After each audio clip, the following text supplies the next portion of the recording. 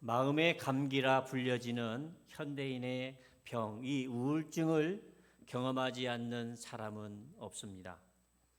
사람의 감기, 이 마음의 감기, 이 우울증은 불면증과 또 과도한 걱정과 초조 그리고 불안을 겪게 되어지고, 그래서 그 사람의 사고력과 집중력이 약화되면서 신체의 피로와 식욕부진을 겪으며 극단적 선택에까지 나아가는 굉장히 무서운 병이 마음의 감기, 이 정서의 감기, 우울증이라고 이야기할 수 있습니다.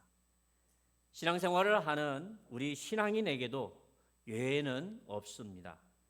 누구나 찾아오는 것이 이 우울증이고 또 영적인 침체인 것을 우리가 알 수 있습니다.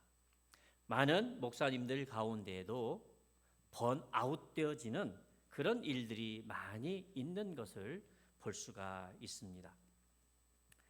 그래서 이 번아웃 증후군에 깊이 빠져서 허덕거리는 그런 목회자들이 얼마나 많은지 모릅니다.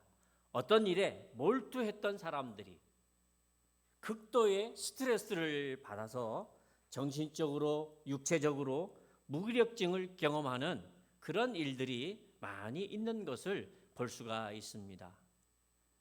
지금의 목회자들뿐만 아니라 성경에 나와 있는 선지자들 역시 그러했던 것을 알게 됩니다.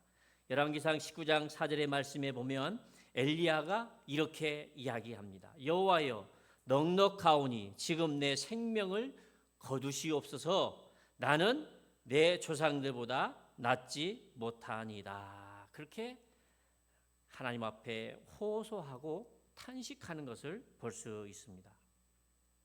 한 노렘나무 아래에 앉아서 죽기를 원했던 엘리야.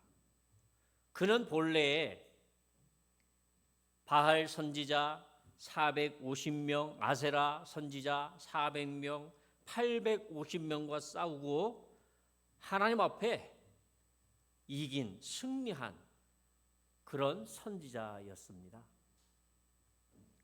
하나님 앞에 비 오지 않기를, 또 다시 비가 오기를 기도할 때 그대로 되어지는 놀라운 능력을 가진 하나님의 종이었던 것을 볼 수 있습니다. 그런데 하루아침에 그 깊은 낙심에 빠졌습니다. 그 우울에 빠져서 깊이 낙심하고 또 죽기를 바라는 그런 사람이 되어진 것을 볼 수 있습니다. 사람이 참 얼마나 약한지 우리가 알게 됩니다. 신앙인에게도 이 마음의 감기가 피해가지는 않습니다. 오늘 이 본문의 말씀에 보면은 이 시인의 마음, 이 시인의 영혼의 상태가 어떻습니까? 여기 낙심에 깊이 빠져 있는 것을 볼 수 있습니다. 5절, 6절, 11절 말씀에 보면 낙심이 그에게 찾아왔습니다. 이 낙심이라고 하는 이 말, 샤하르라고 하는 말인데 우울에 깊이 빠져서 구부러지는 그 자세로 걸어다니는 그런 모양을 우리에게 이야기합니다. 엎드러지고 또 구부러진 그런 상황, 축 처져서 살아가는 그런 상태를 이야기하고 있습니다. 그런 상태 속에서 사슴이, 암사슴이 시냇물, 이 물줄기를 찾기에 그 곁을 갈망하고 갈급해하고 있는, 허덕거리고 있는 그의 영혼의 상태를 우리에게 보여주고 있습니다. 그의 영혼이 숨쉬는 그 숨통이 막혀서 주를 찾기에 주님의 곁을 간절히 사모하고 열망하고 있는 그의 모습을 볼 수가 있습니다. 이 시인은 지금 갈급해합니다. 이 시인은 지금 목말라합니다. 아주 절박합니다. 여름 떼양볕에 운동장의 그 메마름같이, 광야의 사막에 흙먼지가 날리고 또 모래먼지가 날리는 그 메마름을 그는 그 영혼이 경험하고 있는 것을 볼 수가 있는 것입니다. 이 영혼의 목마름, 이 갈망은 무엇 때문에 생기는 것일까요?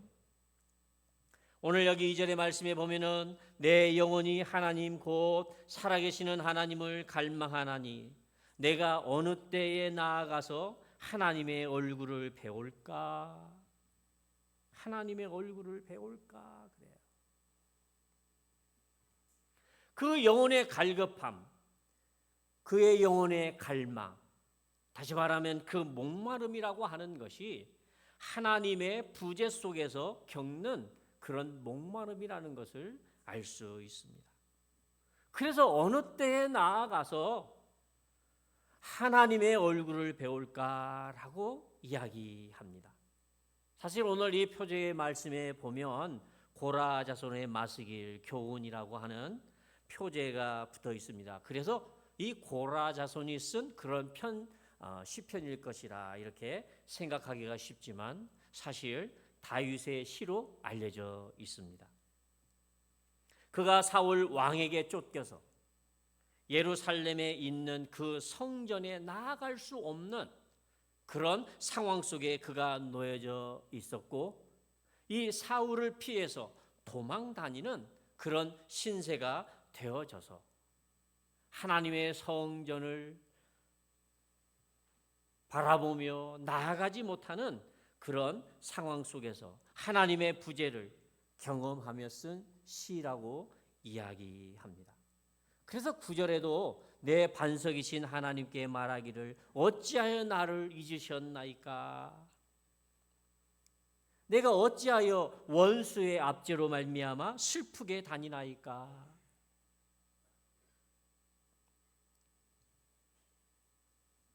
우리 신앙인들이 하나님의 부재를 경험할 때 그 영혼의 갈급함, 그 영혼의 갈망, 그 목마름이 생겨나는 것을 보게 됩니다. 하나님의 부재를 경험하고 하나님께서 나를 잊으신 것은 아닌가?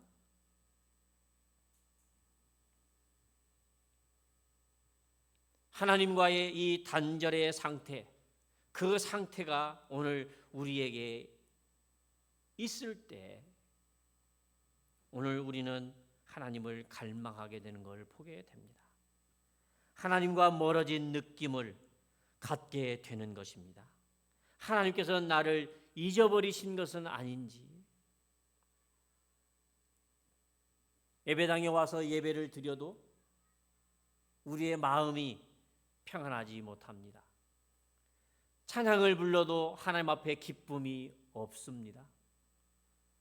기도를 해도 하나님께서 나의 기도를 들으시는지 듣지 아니하시는지 알지 못하고 사막 한가운데 있는 그런 초라한 영혼의 모습을 느끼는 것입니다. 그런 메마름의 정서를 오늘 이 시인 다윗은 경험하는 것을 알게 됩니다. 하나님이 멀어지게 느껴질 때, 그래서 여기 6절의 말씀에 보면 내 하나님이여 내 영혼이 내 속에서 낙심함으로 내가 요단 땅과 헤르몬과 마살산에서 주를 기억하나이다. 그렇게 말하고 있어요. 예루살렘으로부터 지리적으로 보면 북쪽에 위치해 있는 헤르몬, 그 산에 멀리 거리적으로 보면 멀리 떨어져 있는 곳이죠. 그러나 어떤 거리적인 그런 장소보다도 하나님으로부터 멀어진 그의 영혼의 상태를 우리에게 이야기해 주고 있습니다. 우물에 두레박을 깊이 내렸는데도 그 두레박에 물 한 줌 얻을 수 없는 그런 절박한 그런 시인의 마음을 우리가 보게 됩니다. 그래서 정말 맛있는 음식을 먹어도 아름다운 풍경과 꽃들을 보아도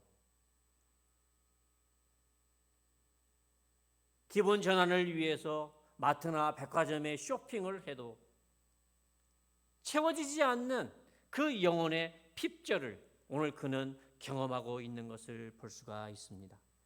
하나님과의 단절은 오늘 우리로 하여금 그런 갈급함을,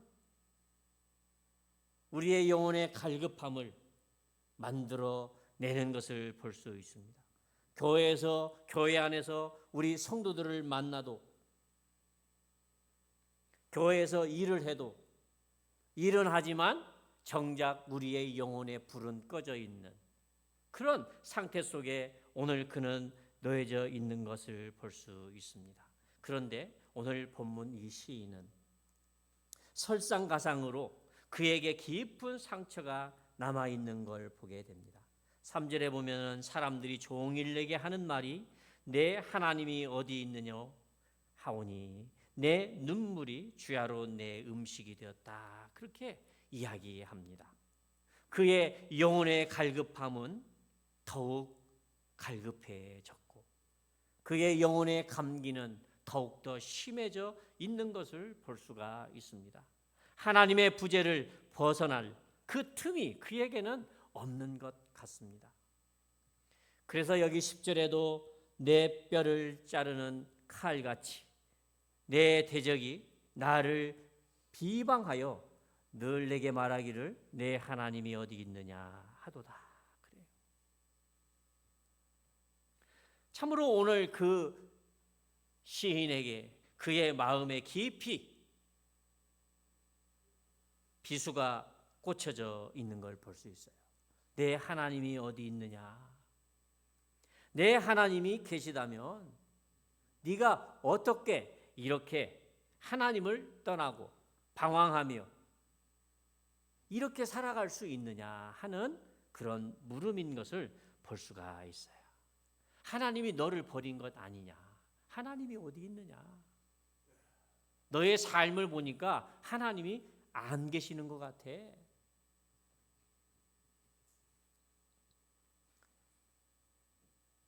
다윗이 이곳저곳 도망다니면서 그런 신세가 되었기 때문에 주변 사람들이 이렇게 말했던 것을 우리가 생각해 볼 수 있습니다. 이 말 한마디가 이렇게 참 무섭습니다. 그 말에 이 시인을 더욱더 깊은 수렁에 빠지게 만드는 것이죠. 뱀이 아담과 하와에게 너희가 이것을 먹는 날에는 너희 눈이 밝아져서 하나님과 같이 되어 선악을 알 줄 하나님이 아신다 그래요. 이 말 한마디가 그들의 마음에 교만을 일으키고 육신의 정욕과 안목의 정욕과 이생의 자랑을 부추김으로 인해서 죄의 깊은 수렁에 빠지게 된 것을 우리가 생각해 볼 수 있습니다. 엘리야에게 이세벨이 너를 죽이겠다 그래요. 이 한마디가 엘리야로 하여금 도망치게 하고 큰 낙심에 빠져 죽기를 바랬던 것을 볼 수 있습니다. 말 한마디가 얼마나 중요한지 모릅니다. 그런데 이 말이 우리의 감정과 우리의 느낌과 우리의 기분을 충동해서 정말 진실하지 아니한 것을 진실인 것처럼 왜곡할 때가 참 많다는 것을 알 수 있습니다.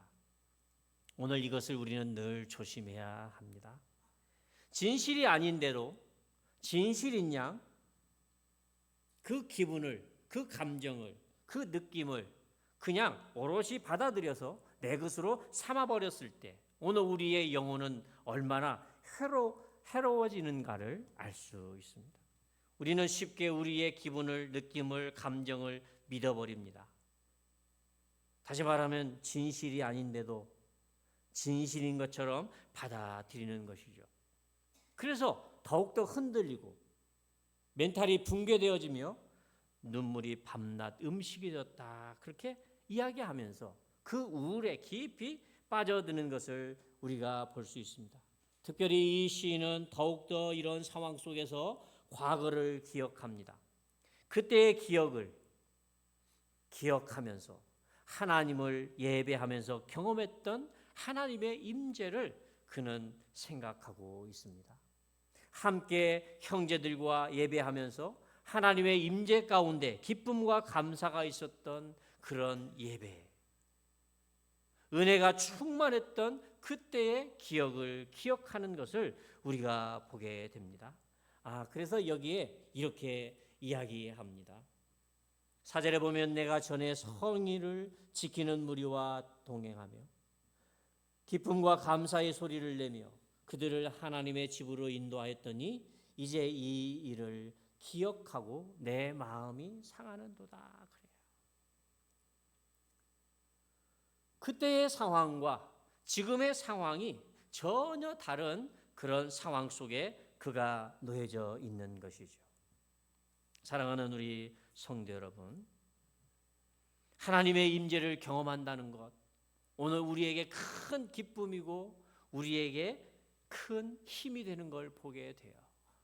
그러나 오늘 우리에게 하나님의 부재 속에서 우리는 더욱더 마음이 상하고 하나님을 갈급해하는 것을 볼 수 있습니다. 사랑하는 성도 여러분, 시인은 계속해서 하나님의 이 부재를 느끼며 주변 사람들의 말에 깊이 상처를 받으며 또 우울하여 과거의 좋은 기억을 하면서도 현실 속에서 하나님의 임재를 경험할 수 없다는 것 때문에 더 마음이, 그 영혼이 상하고 있는 걸 볼 수 있습니다. 그래서 여기 이 상한다라고 하는 샤파크라고 하는 이 말은 쏟다라는 뜻이에요. 마음이 다 쏟아져 버렸다, 번아웃 되어져 버렸다, 그런 뜻입니다. 사랑하는 우리 성도 여러분, 우리 스스로 우리 자신을 가두는 것, 그것은 얼마나 위험한 것인가를 우리는 깊이 느끼고 깨달아야 됩니다. 그래서 공동체 안에, 교회 안에, 성도들과의 교제 안에 머무르는 것은 오늘 우리에게 얼마나 중요한 일인가를 알 수 있습니다. 신앙생활을 하면서도 혼자 되는 것을 원해서 동료와 형제들과 관계없이 나는 혼자 신앙생활 하겠어라고 자기를 공동체로부터 떨어져 있는 것, 얼마나 위험한 일인지 모릅니다. 그래서 교회 공동체가 필요하지 않는 그런 신앙인은 없습니다. 그 안에서 오늘 우리는 용기를, 그 안에서 격려를, 그 안에서 책망을, 그 안에서 나눔을, 슬픔을, 기쁨을 함께하는 그런 사람이 되어야 합니다. 그런데 자기 자신을 늘 홀로 두고 자기 자신을 스스로 고립시키는 그 일이 얼마나 많은지 모릅니다. 외부 사람들과의 단절, 자신 혼자 있기로 마음 먹는 것, 얼마나 나쁜 결정인가를 우리가 알 수 있습니다. 그러면 그럴수록 더욱 깊은 우울에 빠질 수밖에 없고, 또 그 사람은 사실 헤어나올 수 없는 그런 상황 속에 늘 처하게 된다라는 사실을 우리가 알 수 있습니다. 그런데 여기 5절에 있는 말씀을 보면 이 시인은 이제 자기 자신의 영혼에 질문하기를 시작합니다. 그 질문에 답을 찾기 위해서 우리의 생각을 쓰고 우리의 신앙으로 하나님 앞에 나아가는 모습을 볼 수가 있습니다. 내 스스로 질문하고 그 질문에 답을 찾는 영혼의 대화는 이 전환의 첫걸음이라는 사실을 우리가 알 수 있습니다. 내 영혼아, 내가 어찌하여 낙심하며 어찌하여 내 속에서 불안해하는가. 영혼의 그 갈급함이 오늘 그에게 있다면, 오늘 우리에게 있다면, 오늘 그것을 괜찮은 척 하지 말고 오늘 자기의 마음에 포장하지도 말아야 합니다. 오늘 우리에게 있는 이 갈급함, 이 갈증을 하나님 앞에 나아가서 오늘 우리의 영혼에 질문하는 그런 신앙인이 되어졌을 때 오늘 이 우울에서 오늘 우리는 벗어날 수 있습니다. 왜 너는 주저앉아 있느냐? 왜 극단적으로 좌절에 빠져 있느냐? 우리의 영혼에 우리 스스로에게 묻고 그 답을 찾아가는 신앙인이 되어야 됩니다. 그러면 점점 자신이 처해 있는 그런 현실에서 시선을 우리 자신에게가 아니라 점점 하나님 앞에 그 시선을 향하게 되어지는 것을 볼 수 있습니다. 이 시에는 영혼의 갈급함, 그 영혼의 목마름, 하나님의 부재 속에서도 여전히 하나님을 찾고 있어요. 하나님 앞에 늘 시선을 돌리고 있는 것을 볼 수 있어요. 그래서 하나님께서 자신을 잊어버린 것 같은 그런 감정과 그런 기분에 휩싸일 때에도 이 시인은 2절에 보면 살아계시는 하나님이라고 불러요. 살아계시는 하나님. 9절에 보면 반석이신 하나님, 흔들리지도 아니하고 언제나 변함없는 그 자리에 계셔서 우리로 하여금 그 신실하신 하나님이시라고 고백할 수밖에 없는 그런 하나님을 주목하고 있는 걸 볼 수 있습니다. 뿐만 아니라 8절에 보면은 생명의 하나님을 알고 그는 기도하고 있는 것을 볼 수 있어요. 바로 그가 믿는 하나님 앞에 시선을 돌리는 것을 보게 됩니다. 사랑하는 우리 성도 여러분, 우리의 영혼의 갈급함, 그 영혼의 갈망, 그 목마름이 있는데도 아니 그 영혼의 갈급함만 있다면 오늘 우리가 어떤 현실에 놓여져 있어도 그 현실을 오늘 우리는 이어갈 수 있을 거예요. 정작 오늘 우리의 영혼에 그런 갈급함, 영혼의 목마름이 없기 때문에 오늘 우리는 하나님을 찾지도 아니하고 하나님 없이도 오늘 우리는 잘 살 수 있다라고 하는 오늘 이 깊은 고정된 생각이 얼마나 큰 위험인가를 우리는 알 수 있습니다. 영혼의 이 갈급함, 영혼의 이 목마름은 아직 우리가 살아있는 신앙인이라는 것, 이것을 우리에게 보여주고 그런 건강한 신앙인이라는 것을 우리에게 드러내고 있습니다. 그래서 이 영혼의 갈망이, 이 영혼의 목마름이 있다는 것은 그래서 큰 복이죠. 이 시인의 질문은 너는 하나님께 소망을 두라 하는 그 답으로서 그가 그 영혼의 답을 얻어요. 너 영혼아 하나님께 소망을 두라. 오늘 이것이 낙심과 불안과 우울과 번아웃된 영혼의 갈급함, 그 영혼의 목마름을 채워주는 비결인 것을 알 수 있습니다. 다시 말하면 너는 하나님을 기대하라 하는 말입니다. 하나님을 기대하라.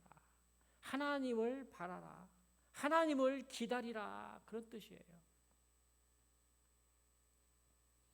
왜 이렇게 하나님께 소망을 두라고 합니까?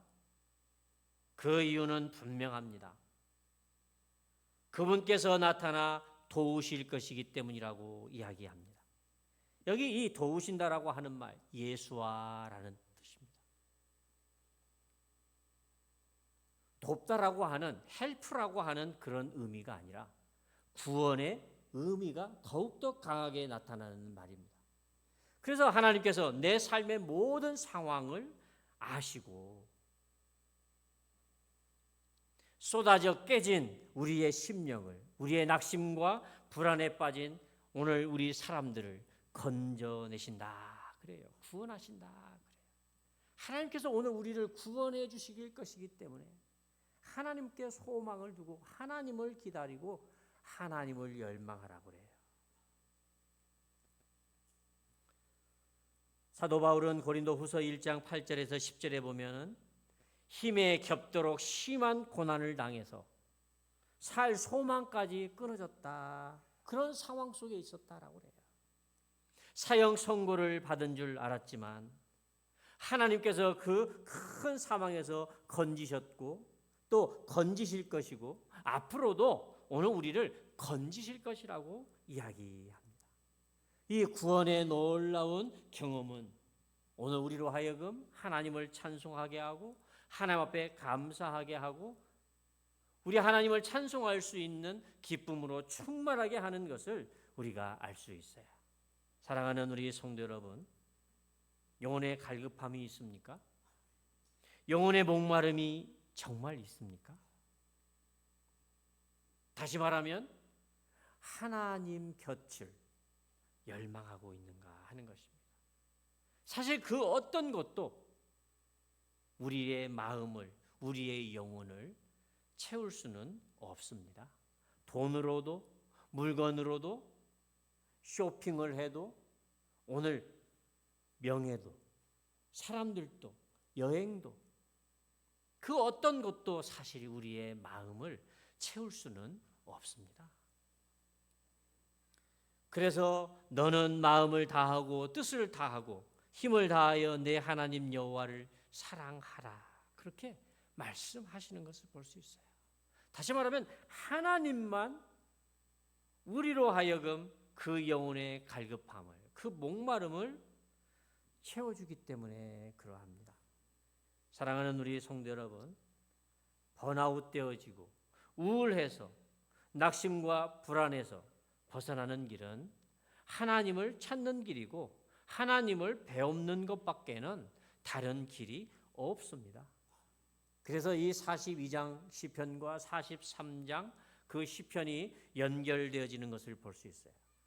거기에 보면 주의 빛과 주의 진리를 보내시어 나를 인도하시고 주의 거룩한 산과 주께서 계시는 곳에 이르게 하소서라고 기도하는 것을 볼 수 있습니다. 하나님의 성전에 인도하셔서 하나님을 배웠을 때에만 그의 갈급함은 해소되어지는 걸 볼 수 있어요. 그래서 나의 큰 기쁨으로 하나님께 이르리다. 그렇게 이 43편의 시는 이야기하고 있는 걸 볼 수 있습니다. 사랑하는 성도 여러분, 영혼의 이 갈급함, 우리의 영혼의 목마름이 생겨서 더욱더 하나님 앞에 소망을 두고 그분의 도우심을 받음으로 그 도움을 맛봄으로써 오늘 우리 안에 기쁨이 충만한 아름다운 신앙인의 삶이 되기를 예수님의 이름으로 부탁하며 축복합니다. 거룩하신 우리 아버지 하나님, 오늘 우리를 부르셔서 우리의 영혼을 살필 수 있도록 인도하여 주시오니 감사합니다.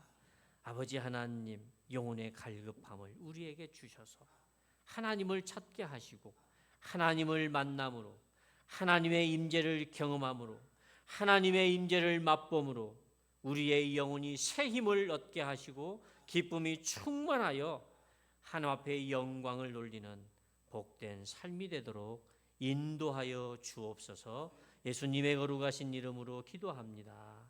아멘.